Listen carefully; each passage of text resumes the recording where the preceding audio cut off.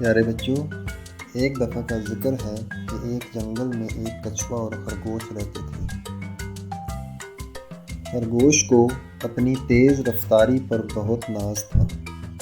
وہ ہر وقت کچھوے کی سست رفتاری کی وجہ سے اس کا مذاق اڑاتا تھا۔ ایک دن باتوں باتوں میں خرگوش نے کچھوے سے دوڑ کا مقابلہ کرنے کو کہا۔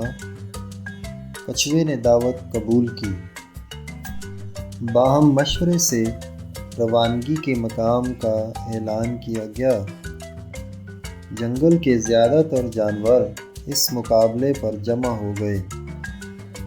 انہوں نے کچھ فاصلے پر واقع درخت کو جیتنے کی جگہ نامزد کیا۔ دوڑ شروع ہوئی۔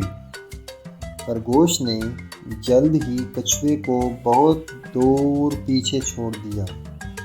اس نے پیچھے دیکھا تو کچھوے کا کہیں نام و نشان نہیں تھا۔ وہاں وہ ٹھنڈی گھاس پر لیٹ گیا اور دل میں سوچا کہ تھوڑی دیر آرام کر کے روانہ ہو جاؤں گا تو چند ہی چھلانگوں میں پہنچ جاؤں گا۔ ٹھنڈی گھاس اور ٹھنڈی ہوا نے اس کو ایسا مزہ دیا کہ وہ کچھ ہی دیر بعد سو گیا۔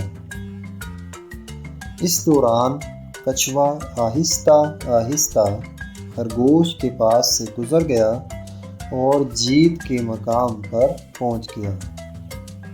خرگوش جب نیند سے بیدار ہوا تو سوچا کہ کچھوا ابھی دور ہوگا، لہٰذا جب وہ جیت کے مقام پر پہنچا تو کچھوے کو وہاں پر پہلے سے ہی موجود پایا اور اپنی ہار پر بہت زیادہ شرمندہ ہو گیا۔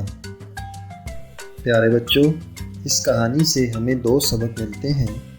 ایک تو یہ کہ کبھی بھی اپنی کسی بھی خوبی پر غرور نہیں کرنا چاہیے، کیونکہ غرور کا سر ہمیشہ نیچا ہی ہوتا ہے۔